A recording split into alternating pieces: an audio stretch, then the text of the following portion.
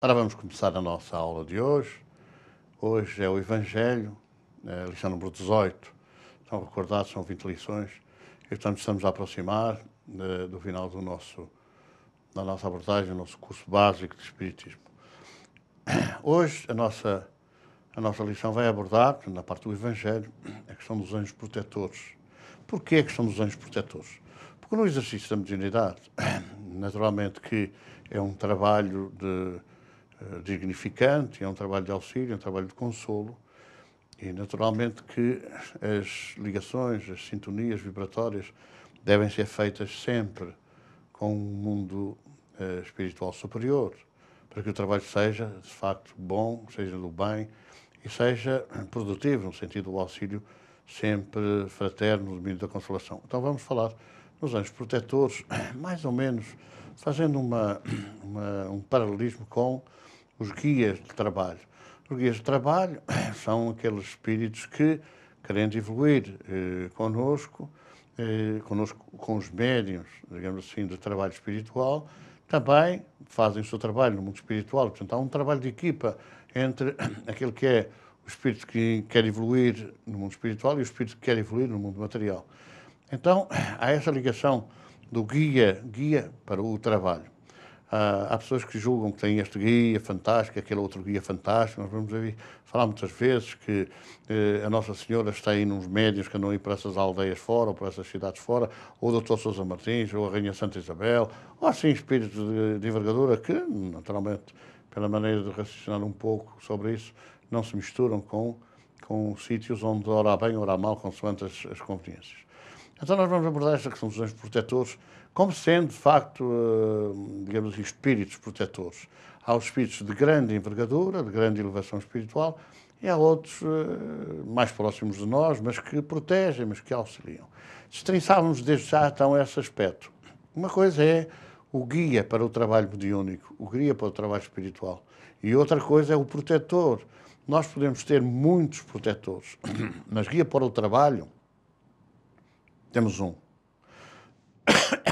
Nós podemos ter, enfim, quer dizer, uma quantidade enorme, um número grande de amigos, mas para o trabalho mediúnico temos o guia de trabalho, aquele que nos orienta no mundo espiritual, que nos ajuda e portanto, trabalha connosco em conjunto.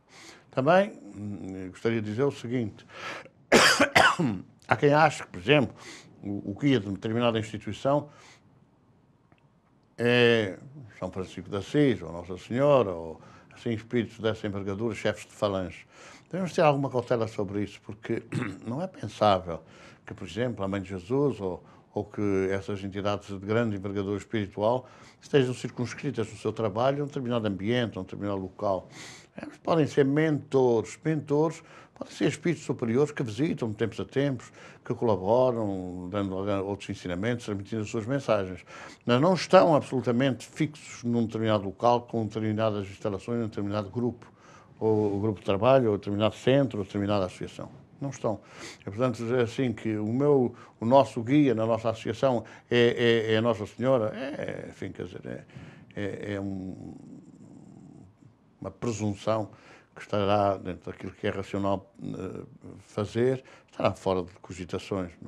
Mas a Mãe de Jesus, protege toda a gente, etc. Protege toda a gente, está disponível para toda a gente, mas tem os seus enviados, tem aqueles que colaboram consigo, a sua falange enorme, que alguns dizem que está mais vocacionada para os suicidas, mais vocacionada para o socorro aos suicidas, mas está um espírito acima, enfim, do plano em que nos encontramos. Portanto, há essa hierarquia de valores pelo nível evolutivo que cada um atingiu, mas não vamos ter a presunção de agora temos Jesus. Não, Jesus está aqui na casa, Jesus é que nos protege, então e o outro lado, sendo ele o governador. Temos de ter algum cuidado sobre isso. Então vamos analisar aquilo que do Evangelho pode colher-se, ou melhor, no Antigo Testamento e no Novo Testamento, pode colher-se como comprovação da presença dos Espíritos, da ajuda dos Espíritos, do trabalho dos Espíritos conosco, junto à Terra. Então, vamos iniciar pelo o anjo protetor. O anjo protetor sempre esteve, os anjos protetores, assim definidos, são espíritos superiores, são espíritos evoluídos, melhor dizendo, são superiores, porque há vários níveis de evolução, não deixam de ser também nos proteger. Mas há várias referências ao longo do Antigo Testamento e do Novo Testamento, e eu queria aqui fazer um parênteses para dizer que, ao falarmos de guias, ao falarmos de trabalho mediúnico, estamos a falar na parte da doutrina. Ao falarmos de anjos protetores, estamos a falar na parte do Evangelho ou na parte religiosa. E é esta simbiose entre aquilo que é religioso, aquilo que é do Evangelho, da Boa Nova de Jesus, da vida no mundo espiritual, e aquilo que é o trabalho mediúnico, o trabalho na vida material, há um paralelismo. E é aí que nós queremos chamar a atenção nesta nossa abordagem. Há um paralelismo entre aquilo que vem considerado pelas religiões de raiz cristã, naturalmente, não vamos falar nas outras, mas aquilo que consta dos textos daquilo que é o judaico-cristianismo, porque as religiões cristãs são da raiz judaica, do Antigo Testamento, têm a sua origem, projetam-se no mais profundo passado, desde Abraão, Isaac, Jacó, passando por Moisés, Elias, Jeremias, Daniel, Jesus, até chegar aos nossos dias à codificação espírita. Então, há muitos episódios que falam, de facto, dessa presença. Quando nós vemos, por exemplo, no Antigo Testamento, referir os varões que aparecem sob a sarça a arder, não é? Sob a sarça a arder, que aparece um determinado espírito sobre determinada planta, iluminando-se. Estamos na presença de um espírito superior, é assim. E Jesus subiu, ou melhor, e Moisés subiu ao Sinai, e Deus falou com Moisés. Bom, era uma forma de interpretar as coisas da época, mas é impensável que Deus descesse.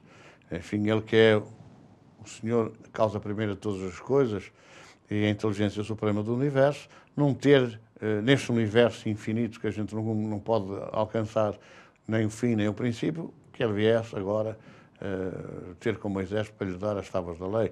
Não tinha ninguém a quem enviar, não tinha nenhum representantes. E pensamos, acreditamos que de facto pode ter sido até o próprio Jesus a ter vindo como governador da Terra, desde que a Terra começou a evoluir para ser um mundo onde os espíritos, criação de Deus, iriam fazer um percurso na sua evolução. Pode ter sido o próprio Jesus, o próprio governador da Terra, mas nem ele teria quem mandasse a trazer aquelas normas fundamentais que foram, naquela época, necessárias para que o povo se corrigisse na sua conduta, no seu comportamento, na orientação da sua vida. Com certeza que sim. Portanto, pode ter sido por ordem dele, pode ter sido por instruções dele, pode ter redigido esse código e enviado alguém a mandar, pode ter sido.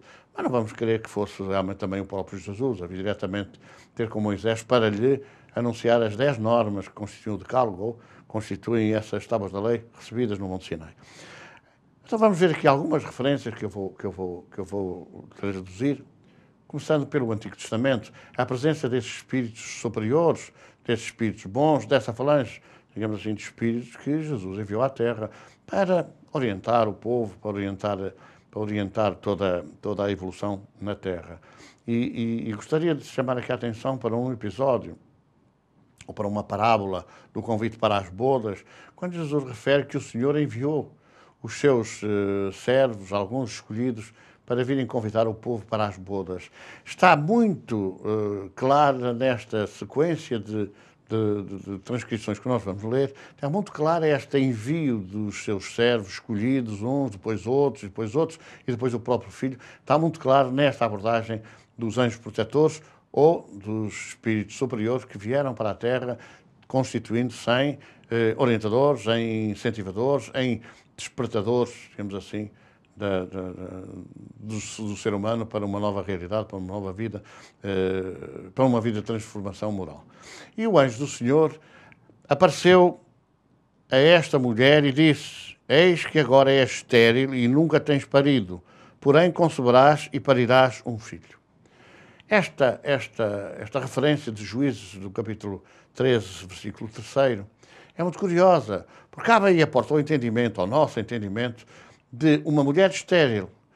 Nunca, aqui como vem a referência, que é uma palavra vernácula, nunca pariste, ou estava previsto que nunca darias à luz, eu, porém, te digo que vais dar à luz. É uma referência premonitória, digamos assim, é uma informação que vem sendo dada, e às vezes é possível, Deus permite que algumas revelações do futuro sejam conhecidas pelos homens.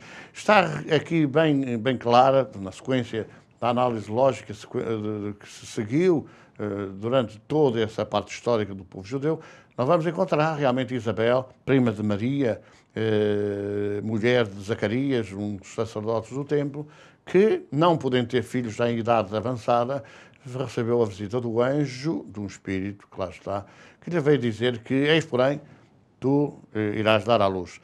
Esta referência, depois, já no tempo próprio, portanto, já na época praticamente do advento de Jesus, quando se dão esses episódios, Zacarias, portanto, o marido, não acreditou, já eram os dois de idade avançada, Zacarias mais idoso ainda do que a própria Isabel, e dizem os textos que, pela dúvida de Zacarias, ele esteve durante todo o período de gravidez, de concepção, até ao nascimento de João, foi assim que ele se passou a chamar, teve sem poder falar, dizem os textos, por ter duvidado da palavra do anjo. Então, é a primeira presença aqui que nós referimos do Antigo Testamento, a primeira presença, o livro dos Juízes, que tem logo a seguir, no versículo 6º, tem logo a seguir outra referência curiosa. Então a mulher entrou e falou a seu marido, dizendo, veja uma passagem para a desconfiança do marido, Zacarias, um homem de Deus veio a mim,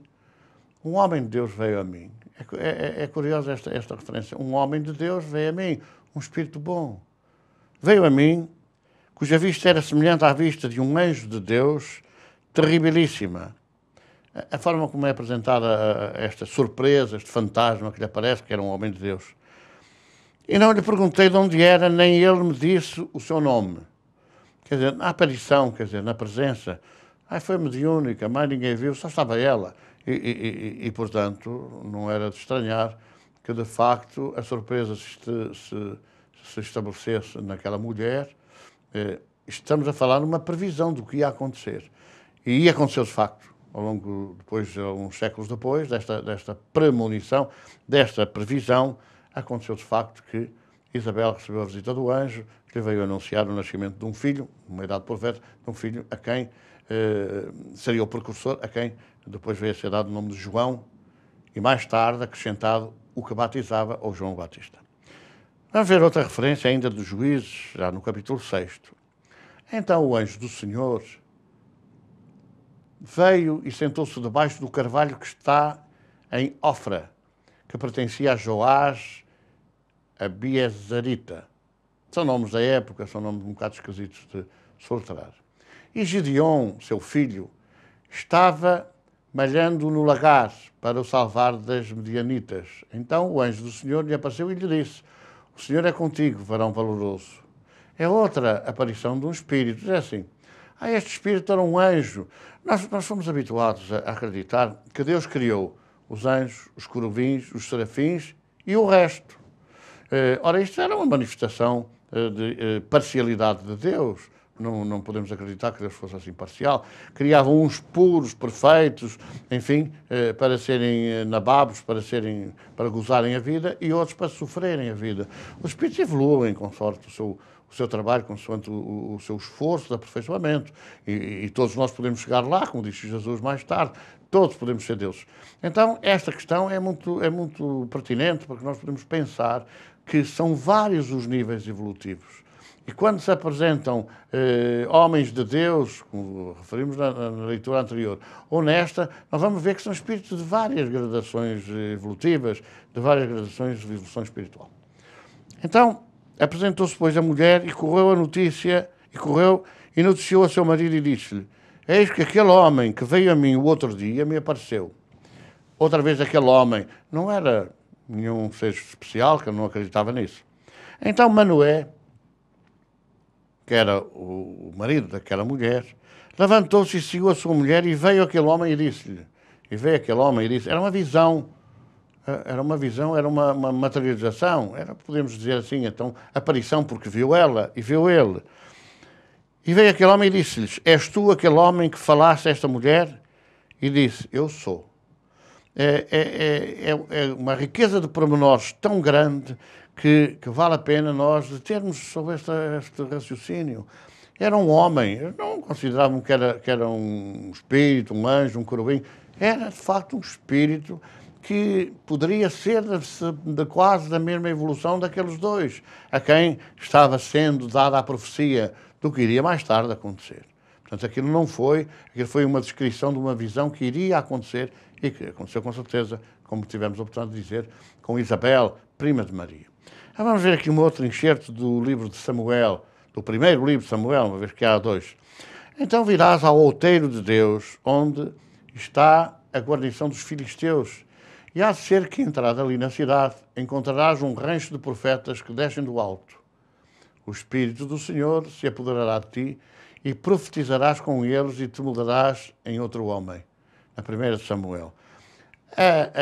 Aquilo que há deve ser o futuro, portanto, o aperfeiçoamento, a modificação anunciado. Mas por quem não tinha corpo, portanto, por um homem, quer dizer, neste caso, um espírito, porque nós somos espíritos, com corpo ou sem corpo. Amanhã, sem corpo, continuaremos a ser espíritos de homem, não mudamos para espírito de cavalo, ou espírito de burro, ou de qualquer outro animal. Quer dizer, a evolução dá sempre no sentido do cume e não da base. E, portanto, quer dizer, o homem, parecido com o homem, pode ter essa apresentação de homem, de ser humano, no mundo espiritual. Isto porquê? Porque o corpo espiritual que nos acompanha, já falamos nestes assuntos, é só agora recapitular, o corpo espiritual que nos acompanha é uma matriz do corpo físico, que depois, nas sucessivas reencarnações, pode alterar, modificar a informação genética, que realmente nos marca entre os pais, genes dos pais e das mães. Mas nós podemos ter genética perispiritual que vai mudar, perdão, que vai mudar realmente assim, a face, vai mudar a forma de se apresentar, de nos apresentarmos progressivamente. Bom, entramos depois, já no tempo de Moisés, falamos antes de Moisés, agora vamos ver no tempo de Moisés. E Moisés e as tábuas da lei, não é? O que é que apareceu? De facto, o que é que apareceu de facto a Moisés, como dissemos há pouco? Foi um espírito superior, naturalmente. Vinha para, aproveitando aquele ato intuído, não é, de Moisés, quando se libertou do jugo do faraó e libertou o seu povo, o povo judeu, do jugo do faraó, claramente era uma orientação do mundo superior, embora os homens sempre moldassem ou moldássemos a conduta por aquilo que nos parece ou por aquilo que pensávamos que queriam significar connosco. Então, há claramente a presença de um Espírito Superior no Monte Sinai para gravar na pedra as normas da lei, gravar na pedra. Mais tarde, Jesus diria para Pedro, tu és Pedro, depois isto foi tudo alterado e deturpado, mas é sobre esta pedra que eu edificarei a minha igreja. Quer dizer, é sobre a natureza, sobre aquilo que nós temos à disposição para aproveitar e viver o melhor possível. E, portanto, é esta realidade da pedra, gravada na pedra, porque gravado na pedra, embora nós saibamos que a pedra, com o tempo, com a erosão, com a chuva, ou com o vento, que a pedra acaba também por se deteriorar, mas é mais fácil manter, guardar na pedra aquilo que se pretende do que propriamente gravar no papel, que desaparece, ou gravar de uma outra forma, na areia, por exemplo, que também se dilui.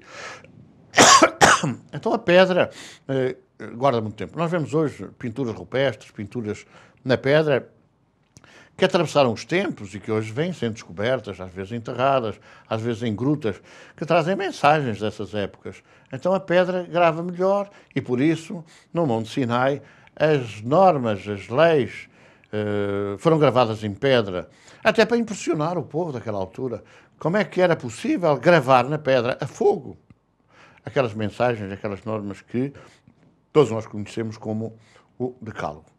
Mas nós vamos entrar, quer dizer, passamos por Moisés, passamos ao longo do tempo, Elias, Jeremias, Daniel, Ezequiel, os profetas, toda aquela evolução que nós acompanhamos na história do Antigo Testamento, e vamos entrar agora na vida do Messias, do profeta mais importante, que estava anunciado que viria. O Messias que estava anunciado que viria para fazer a grande transformação da humanidade. Ainda que viesse um precursor, João Batista, que viria preparar o caminho. Então vamos começar a deter-nos com algumas transcrições do Novo Testamento, temos o Velho Testamento e o Novo Testamento. Claro, se fizéssemos uma análise sem esta divisória antes de Cristo e depois de Cristo, Antigo e Novo Testamento, a evolução da história era normal, não íamos agora. E agora vamos Jesus e Moisés e os outros, e agora vamos analisar o que se passou na época de Jesus e também naqueles que o seguiram na época dos apóstolos. E entrando no sepulcro, viram um mancebo assentado à direita, vestido de uma roupa comprida, branca, e ficaram espantados. É uma descrição de Marcos. Viram um mancebo. Vejam, o homem. Viram um mancebo. Viram um espírito. Viram um espírito assentado à direita. Quando foram as mulheres visitar o sepulcro no dia a seguir, à crucifixão e, portanto, ao enterramento, Jesus foi colocado num túmulo que na época eram frequentemente serem nas rochas, serem nas grutas dos montes. Esta é uma alusão já, portanto, depois da morte de Jesus, depois da ressurreição de Jesus, é uma alusão. Claro que nós não temos aqui a sequência cronológica, vamos falando em aspectos muito importantes, cada um em seu lugar, aspectos muito importantes. Quando o jovem, quando o mancebo disse que procurais mulheres, a Jesus de Nazaré, não procureis os vivos junto dos mortos. É um diálogo que, na sequência de uma palavra apenas que aquele mancebo proferiu, foi conhecido pelas mulheres e foi conhecido facilmente pelas mulheres. Que procurais mulheres? Era a forma que Jesus tratava, uma forma digna, porque ele foi um dos grandes lutadores pela dignificação da mulher. Mas, quando ele falou em mulheres, elas, espantadas, exclamaram Raboni, ou mestrezinho, porque era a forma como se tratavam, como havia aquele tratamento entre Jesus e entre aquelas que o seguiam. Então, é uma manifestação de que é um espírito, não é um anjo, era Jesus que tinha vivido com elas, que tinha estado por perto, que as tinha ensinado, que as tinha levado à grande transformação, à grande modificação. E, estando ele orando, transfigurou-se a aparência do seu rosto e o seu vestido ficou branco e muito resplandecente. E eis que estavam falando com ele dois varões que eram Moisés e Elias. Esta passagem da transfiguração no Monte Tabor, que é referida no capítulo 17 de Mateus também, e que depois vai dar origem a um diálogo muito curioso na descida do monte entre os discípulos Pedro, Tiago e João, irmão de Tiago. São os três que acompanhavam na oportunidade de Jesus quando subiu ao monte para orar. Esta conversa é muito importante na comprovação da reencarnação, como já referimos anteriormente. Mas aqui, naturalmente, é preciso entender. Jesus transfigurou-se, as vestes ficaram resplandecentes, formou-se como com um campo magnético, uma irradiação fluídica à sua volta e tornaram-se visíveis nesse campo magnético Moisés e Elias. Pode perguntar-se, mas como é que eles sabiam que era Moisés e Elias? Bem-aventurado és tu, Pedro. No diálogo que Jesus tem com ele, quando pergunta com ele, com os apóstolos, quem dizem os homens que é o Filho do Homem. E depois, na constatação final, bem-aventurado és, porque nem a carne nem o sangue quem te revelaram, mas meu Pai que está nos céus.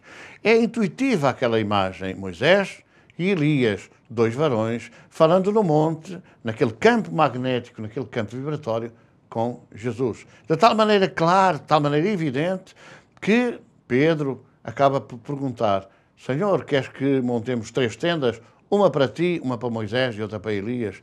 O diálogo é rico de comprovação. Moisés e Elias tinham sido 2 humanos, eram conhecidos na tradição, ainda hoje. A figura máxima do judaísmo é Moisés. Jesus, enfim, quer dizer, foi mais um profeta de muitos outros que houve, mas a figura para os judeus era Moisés. E Moisés era ali considerado, junto de Jesus, um seu colaborador, um seu servo, um seu discípulo, e não o contrário. E, portanto, é mais a prova de 2 espíritos, Moisés e Elias, que, aliás, que aparecem e já identificados, Elias com João Batista, que havia sido degolado, e, portanto, que são seres humanos, enquanto na Terra, e que se libertaram da carne, do corpo físico, para serem 2 espíritos. Com muita evolução, com maior evolução do que os restantes? Naturalmente que sim. Seriam mais evoluídos que os restantes, mais evoluídos que nós, com certeza, já atingiram planos de evolução que nós poderemos também atingir, de acordo com o nosso esforço, com o nosso aprendizado, com a nossa transformação moral. E aconteceu que, estando elas perplexas, pararam dois varões, por isto, pararam dois varões perto delas, com vestidos resplandecentes. É uma passagem de Lucas, no capítulo 24. Pararam junto delas, seriam as mulheres, dois varões, dois homens, dois espíritos que se identificavam como tendo sido homens na terra. É a presença de dois espíritos. Ah, mas são dois anjos. Não, eram dois espíritos. Eram dois espíritos. E o anjo do Senhor falou a Filipe, dizendo, entramos na parte dos Atos dos Apóstolos, no tempo de Jesus, e depois, quando Jesus ressuscitou, no tempo dos apóstolos, dos seus seguidores, daqueles a quem ele apontou o caminho da grande tarefa de divulgar a Boa Nova.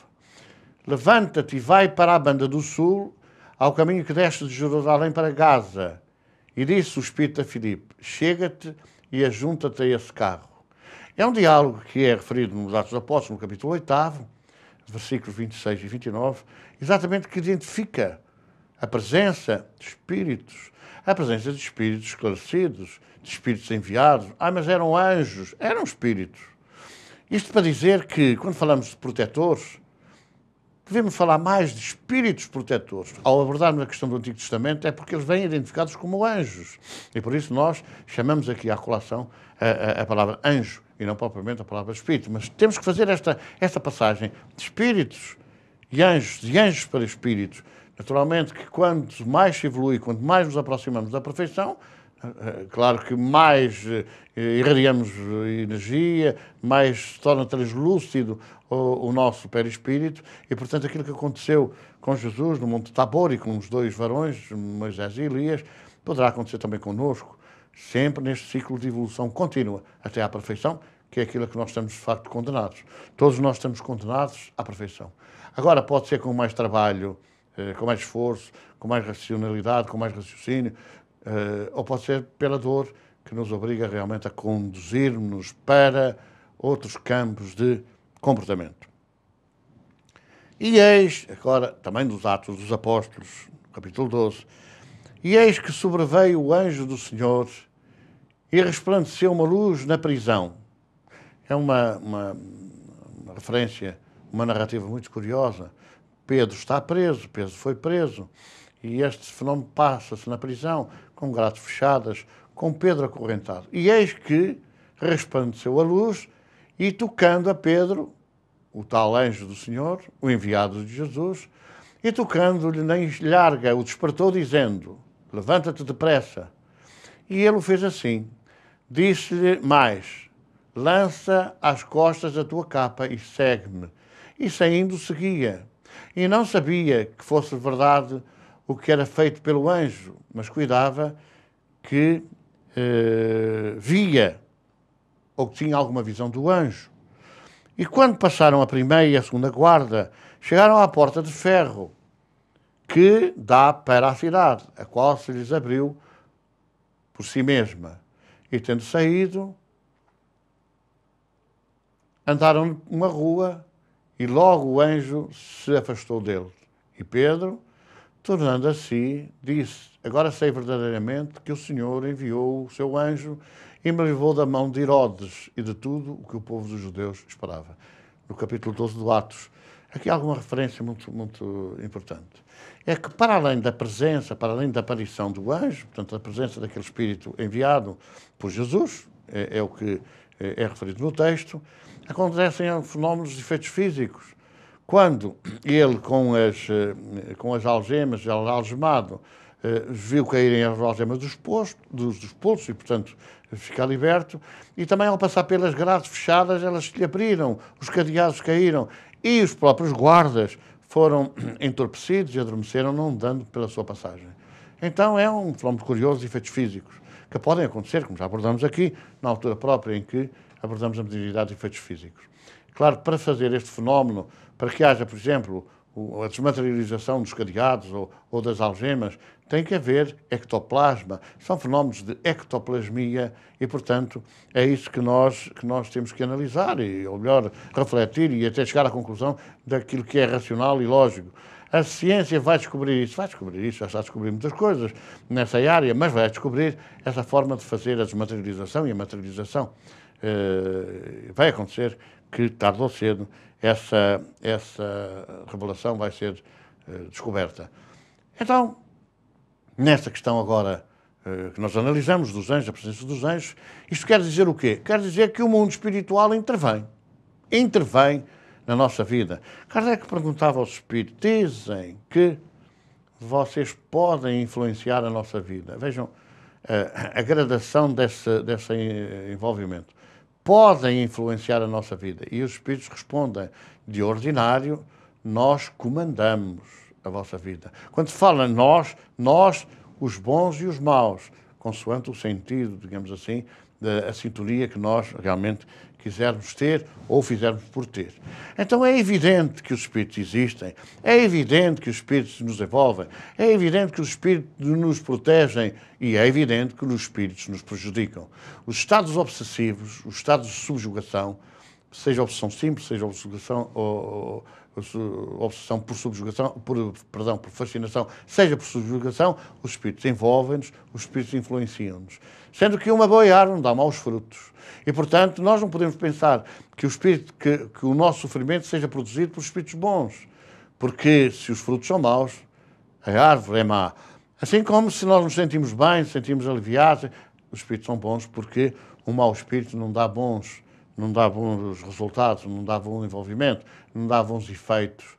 É esta análise que a gente precisa de entender para percebermos como é que no trabalho espiritual, no trabalho de edificação da pessoa humana, no trabalho de auxílio, de trabalho efetivo no campo, na seara de Jesus, nós temos que nos preparar, nos educarmos, nos envolvermos por bons pensamentos, por boas ações e por boas obras.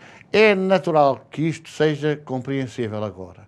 Quando nós pretendemos exercer bem a mediunidade que está ostensiva em muita gente, então temos que nos preparar para que os frutos sejam bons. Quando nós pretendemos ser bem assistidos, então nós temos que nos preparar para que essa sintonia, ao fazer-se, encontre em nós campos abertos ao bem, campos abertos ao homem bom, que nós nos devemos transformar. E, portanto, se nós formos bons, o efeito, aqueles que nos ajudam são bons. E é nesta perspectiva, neste estudo, quer seja da parte religiosa, da parte de ligação a Deus, ao mundo espiritual superior, que está na Boa Nova de Jesus e que é identificada com a palavra Evangelho, na Boa Nova de Jesus, essa tem uma importância primordial para nos ajudar a corrigir o nosso percurso, a modificar a nossa conduta, o nosso comportamento, a aperfeiçoarmos interiormente.